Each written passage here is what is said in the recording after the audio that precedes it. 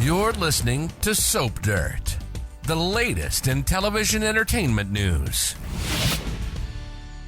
Hey there, Days fans. It's Belinda from Soap Dirt, and I've got your 2-week Days of Our Lives spoilers. These run from Monday, January 15th, all the way through Friday, January 26th. Can you believe how close we are to getting into February with these spoilers? Where is 2024 going? If time doesn't slow down, it's going to be New Year's again tomorrow. I just feel like everything's moving so fast already. All right, I have so much to unpack for you for front burner storylines. We've got some great stuff. If you have not, please reach down, click subscribe so you don't miss a thing. Now let's dive right into these juicy, juicy spoilers. Monday, January 15th, we have Sloan Petersen eaten up with anxiety. She is facing a family dinner with Eric's mom, and she's nervous about it. Strangely, Nicole Walker offers her some advice, and I'm sure that's going to make Sloan feel even worse because, you know, she stole her baby, all that good stuff. We have a double date on MLK Day in Salem with Chanel and Johnny and Rafe and Jada, and it looks like they're going to be discussing some serious issues with race and how things are going and the state of things in America and Salem, that kind of thing. There is an MLK Day celebration happening on Monday on Days, and Paulina Price has Abe Carver at her side as she gets her biopsy results. I have a feeling this is going to be bad news. And Leo decides that day to pen a column about gay rights. Tuesday, January 16th, we've got John and Marlena having dinner with Sloan and Eric. And guess what? Sloan's so eaten up with anxiety that she's drunk. She's being sloppy and she can't even get her words out right. And she tells Marlena she's intimidating. That just sounds like a dirty word, doesn't it? Teresa and Brady get good news about Tate Black. Maybe that realization that EJ was having on Friday will stick and he'll decide, okay, you know, maybe I'm not going to let him out. Maybe I'll try him as a juvenile, something, you know. I don't know if he's going to let him walk or just kind of back off of some of the extreme things he's doing.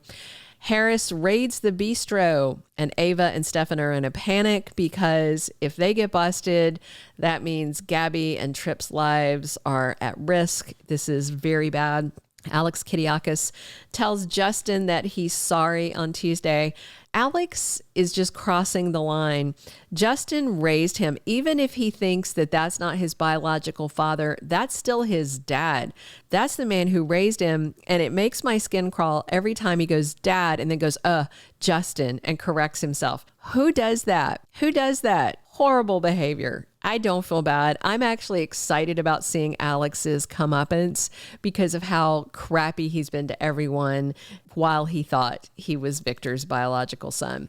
All right, now we're on Wednesday, January 17th, and Harris and Ava have a confrontation down on the docks. We do know from the Day of Days promo that Harris at some point is shot on the docks. I doubt it's going to be fatal, as most things in Salem are not, even when they should be. So I don't know if this is when the shooting is or if it's going to be later into this drugs storyline. There's another big family get together in Salem.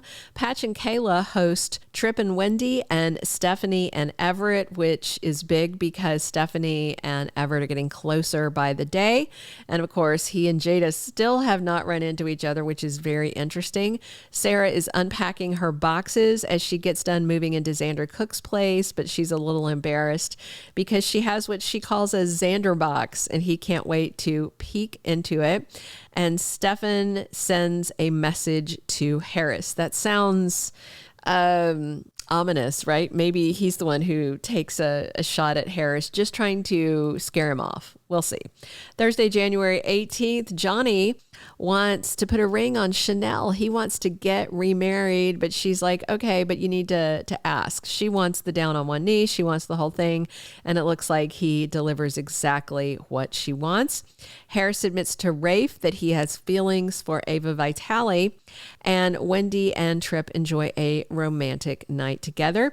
Meanwhile, Teresa is MIA and Brady and Alex are working together to find her. There's an undated spoiler for the week about someone relapsing, and I thought it was going to be Brady, but after that spoiler, I'm thinking, maybe Teresa. Friday, January 19th, Constantine Melionis is taunting Steve Johnson. That's probably not a good idea. And Holly is shipped off to that coma facility. I think it's in Italy. It's where EJ was treated after he came back from the dead. And Maggie and Nicole and EJ and Eric are all there to say goodbye as they ship her off. And it says that there's a couple of characters that are going to be off screen for a while. Obviously, Holly is one of them. I don't know if it's going to be Tate because maybe he's sent to juvie for a while, until his case comes to court, or maybe I don't think Nicole goes with her just because the way the spoiler is written is that Maggie, Nicole, EJ, and Eric say goodbye. But, maybe her mom should go with her, you'd think, right? We'll see how it goes. Brady and Alex tend to Teresa, so they obviously found her. That's another spoiler that has me thinking maybe she's the one that relapsed. Maybe it's just too much for her. Kate is furious at Harris when she finds out Lucas was attacked at Statesville Prison on Friday as well. 2-week spoilers, January 22nd through the 26th. We have some more specific spoilers and then some really weird vague ones. Let's start with the really weird vague ones because those are fun. Adversaries continue a game of cat and mouse with each other. I feel quite certain this is Constantine Melionis, Steve Johnson, and John Black. They want the guy gone. The guy thinks that he has got something to hold over their heads and that he can stick around and do what he wants. I don't like that guy, not at all. So the fallout over Holly's overdose still has a lot of people in Salem really worked up. I don't know if they're just worked up over the drug scene in general or about Tate, and maybe people doubt that he's innocent. And love is in the air for someone lonely in Salem, which is kind of a weird spoiler. There's not that many people that are single, but Brady is. And we know he kisses Teresa very soon. So Alex and Teresa's relationship is quite shaky after he walks in on her and Brady on his sofa. And we've got wedding planning kicking off because there's a Valentine's Day ceremony. I believe that's for Chanel and Johnny. Xander and Sarah, I don't think are going to jump back into matrimony that soon, but still pretty soon. Maybe we'll get their wedding for maybe May sweeps. I don't know. Or maybe they'll both get married on V-Day. Constantine gets closer to Maggie while he and Steve continue circling each other. All right, that is all the 2-week spoilers I have. If you have not, please reach down, click subscribe so you don't miss any of our updates. Definitely drop your comments on what you are excited to see.